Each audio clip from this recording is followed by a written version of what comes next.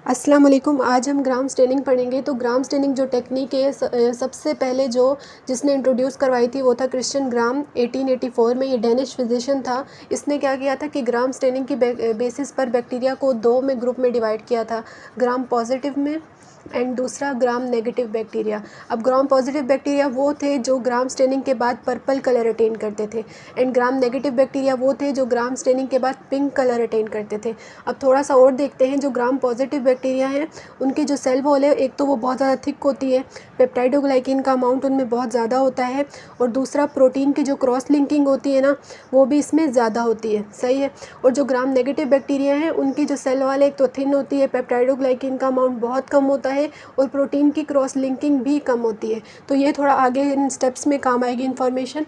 तो अब हम स्टेप्स देखते हैं ग्राम स्टेनिंग के। स्टेप्स में सबसे पहले हमें क्या चाहिए, हमें स्लाइड चाहिए, ग्लास स्लाइड हम सबसे पहले लेंगे। अब हमें चाहिए बैक्टीरियल स्पेसिमेन चाहिए। वो कहाँ से भी ले लेंगे, बैक्टीरिया तो हर जगह ही प्रेजेंट होता है।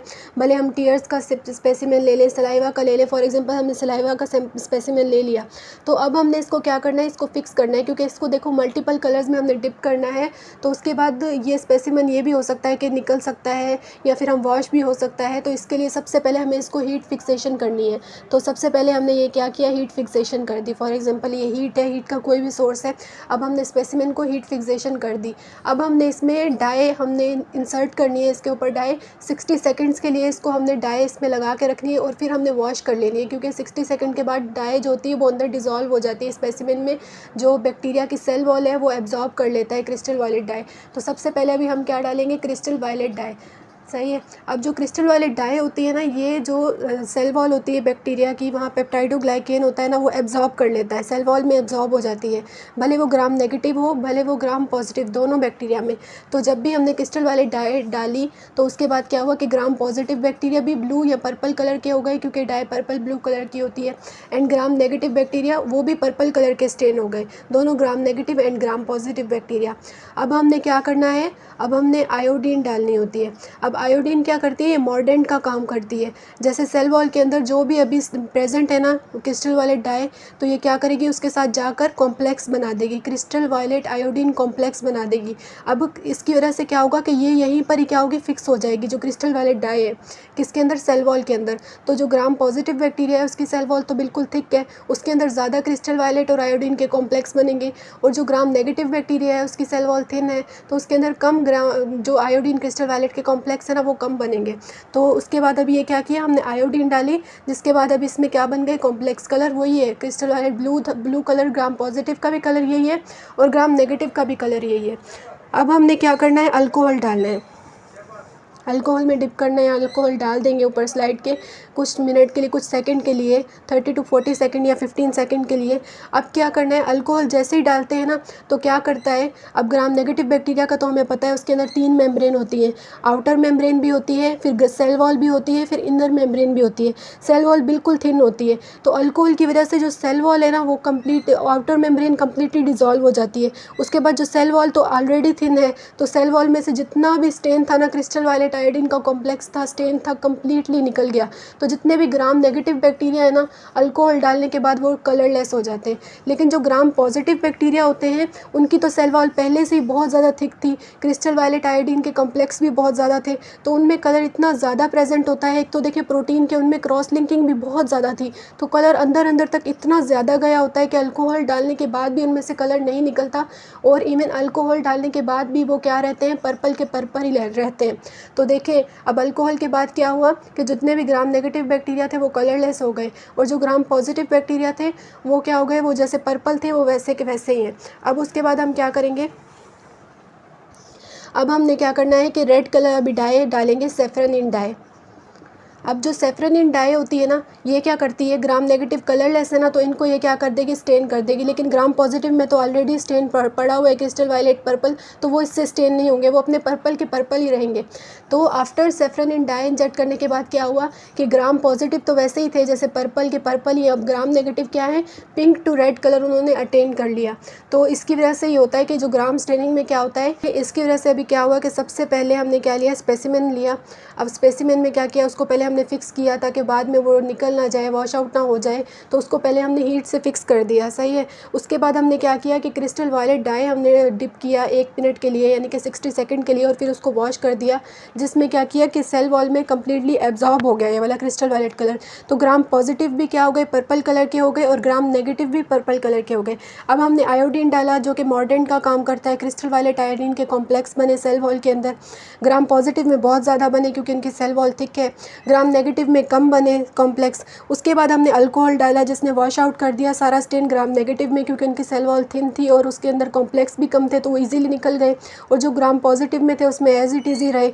तो जिसके बाद अल्कोहल डालने के बाद जो मतलब कि ग्राम नेगेटिव बैक्टीरिया थे वो कलरलेस हो गए, और जो ग्राम पॉजिटिव बैक्टीरिया थे तो वो तो पर्पल ही रहे। अब हमने सेफ्रेनिन रेड डाई हमने डिप करने के बाद जब हमने देखा तो ग्राम पॉजिटिव है वो पर्पल ही है, ग्राम नेगेटिव अभी रेड या पिंक कलर के हो गए। तो ये है ग्राम स्टेनिंग, जिसमें क्या था कि जो ग्राम पॉजिटिव बैक्टीरिया हैं वो पर्पल कलर के स्टेन हो जाते हैं, और ग्राम नेगेटिव बैक्टीरिया जो होते हैं वो पिंक कलर के स्टेन हो जाते हैं। अब देखिए कुछ बैक्टीरिया ऐसे भी होते हैं जो नॉर्मल ग्राम स्टेनिंग टेक्निक से ना बिल्कुल भी स्टेन नहीं होते हैं, उनके हमें नाम आने चाहिए, क्यों नहीं होते ये भी देखेंगे, और फिर उनको फिर कौन सी टेक्निक से हम स्टेन कर सकते हैं ये भी देखते हैं। तो ये बैक्टीरिया है ना, ये निमोनिक से याद कर लेंगे कौन कौन से ऐसे बैक्टीरिया हैं जो नॉर्मल ग्राम स्टेनिंग से नहीं स्टेन होते हैं, वो हम ऐसे निमोनिक याद करेंगे कि these rabbits microscopically lack colours. T से फिर आ जाएगा, पहला हमने अल्फ़ाबेट लेना है, टी से आ जाएगा ट्रिपोनिमा, ट्रिपोनिमा पेलाइडम। ये बैक्टीरिया है ना, ये सिफिलिस काज करवाता है, ये हमने पहले भी पढ़ा है कि देखिए बिल्कुल थिन बैक्टीरिया होता है, स्पाइरल शेप्ड बैक्टीरिया होता है। फिर आर से आ जाता है रिकेट्सिया। अब सबका हम देखते हैं कि क्यों लैक करते हैं, क्यों ये स्टेन नहीं होते, और एम से हम 2 पढ़ेंगे, एक पढ़ेंगे माइकोप्लाज्मा और दूसरा हम पढ़ेंगे माइकोबैक्टीरियम, और एल से आता है लीजेनिला, एंड सी से क्लेमाइडिया।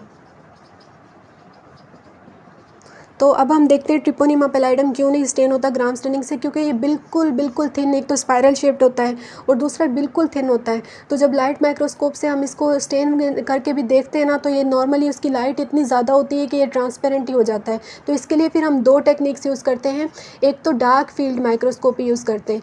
डार्क फील्ड माइक्रोस्कोपी ये होती है कि वो लाइट माइक्रोस्कोप की तरह बिल्कुल ज़्यादा लाइट इमिट नहीं करता, सिर्फ जो बैक्टीरिया के बॉर्डर्स होते हैं ना, सिर्फ उसको ही लाइटन कर देता है, और वो ईजिली फिर हमें शो हो जाता है, मतलब कि क्योंकि ये बिल्कुल थिन है, तो इसके लिए फिर डार्क फील्ड माइक्रोस्कोपी यूज़ करते हैं। और दूसरा जो इसके लिए हम टेक्निक यूज़ करते हैं वो होती है फ्लोरेसेंट एंटीबॉडी टेक्निक।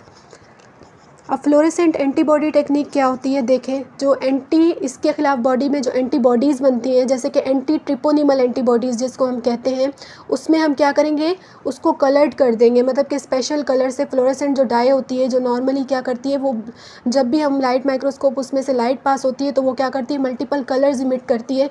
तो वो एंटीबॉडीज़ हम क्या करेंगे, एंटीबॉडीज़ को फ्लोरेसेंट स्टेन से हम स्टेन कर देंगे। ये समझे एंटी ट्रिपोनिमल एंटीबॉडी है, सही है, इसको हमने स्टेन कर दिया। तो जब भी ये ट्रिपोनिमा पेलाइडम के साथ बाइंड होगी तो ये मल्टीपल कलर्स इमिट करेगी। तो जब भी हम इसको माइक्रोस्कोप से देखेंगे तो मल्टीपल कलर्स इमिट होंगे, क्योंकि ये फ्लोरेसेंट एंटीबॉडी है। जब भी ये जाकर बाइंड होगी, किसके साथ बाइंड होगी, इस बैक्टीरिया के साथ। तो 2 ये टेक्निक यूज़ करते हैं, एक तो डार्क फील्ड माइक्रोस्कोपी और दूसरी फ्लोरेसेंट एंटीबॉडी टेक्निक। अब दूसरा देखते हैं रिकेट्सिया। अब जो रिकेट्सिया है ये क्यों नहीं स्टेन होता, क्योंकि हमने ये देखा था कि ये जो बैक्टीरिया होता है ये कम्प्लीटली होस्ट पर डिपेंडेंट होता है। जैसे वायरस होस्ट पर डिपेंडेंट होता है ना अपनी रिप्लिकेशन के लिए, ये भी होस्ट पे डिपेंड होता है। और ये क्या होता है, ये हमेशा ह्यूमन सेल्स के अंदर प्रेजेंट होता है। बाकी बैक्टीरिया तो बाहर ही प्रेजेंट करके रिप्लिकेट करते हैं ना, नहीं, ये वायरस की तरह होता है, ये अंदर ही जाकर सेल के रिप्लिकेट करता है। और ह्यूमन सेल्स के अंदर कोई भी डाई नहीं हम डाल सकते, मोस्टली ये ग्राम स्टेनिंग टेक्निक से ह्यूमन सेल को हम स्टेन नहीं कर सकते, इसलिए ये नॉर्मल ग्राम स्टेनिंग से स्टेन नहीं होता है, क्योंकि इंट्रासेल्युलर बैक्टीरिया होता है।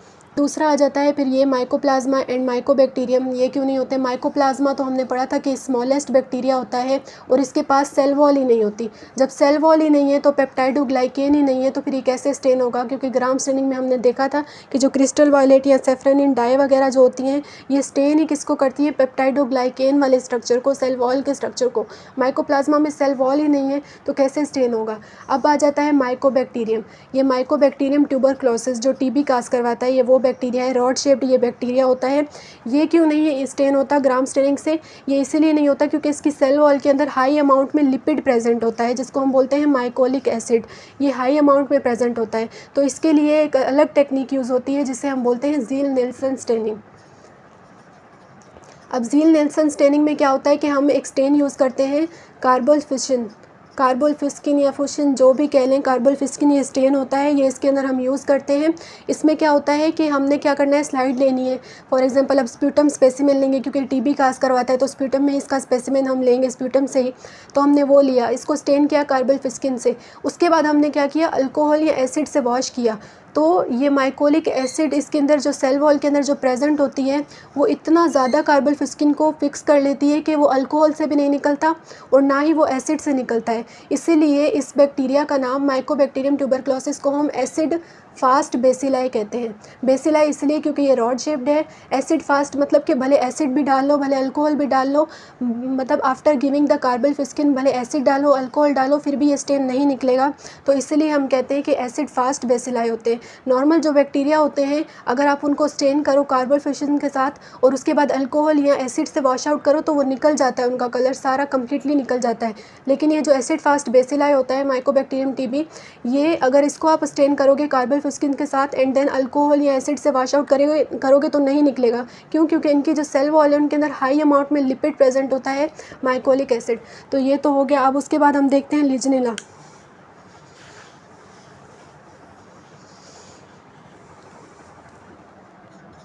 अब देखेंगे लीजनेला। ये लीजनेला जो होता है ना, इसका पूरा नाम है लीजनेला निमोनी। ये क्या काज करवाता है, ये निमोनिया काज करवाता है, सही है। अब ये क्यों नहीं स्टेन होता, ये ग्राम स्टेनिंग से स्टेन तो होता है लेकिन नॉर्मली बहुत लेस। देखें, अब नॉर्मली क्या होता है कि क्रिस्टल वाले डाई है ना, उसमें हम स्लाइड को डिप करके रखते हैं 60 सेकंड के लिए, या 50 to 60 सेकंड, इतना ही हम उसको ना उसमें इंसर्ट करके रखते हैं, फिर हम वॉश कर देते हैं। लेकिन अगर आपने लीजनेला निमोनी को आपने इससे करना है ग्राम स्टेनिंग से, तो आप काफ़ी टाइम तक उसको क्रिस्टल वाली डाई में डिप करके रखोगे ना, तो भी वो रेड कलर ही देगा।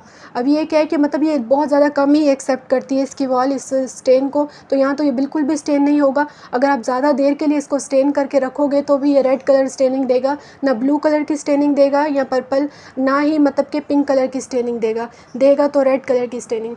अब उसके बाद आता है क्लेमाइडिया। अब क्लेमाइडिया भी रिकेट्सिया की तरह इंट्रासेल्यूलर और बैक्टीरिया होता है। इंट्रासेल्यूलर मतलब कि होस्ट सेल्स पे कम्प्लीटली डिपेंड करता है। तो जब ह्यूमन सेल्स के अंदर, ह्यूमन टिश्यूज़ के अंदर है, तो इसलिए कोई भी डाई से स्टेन नहीं होता।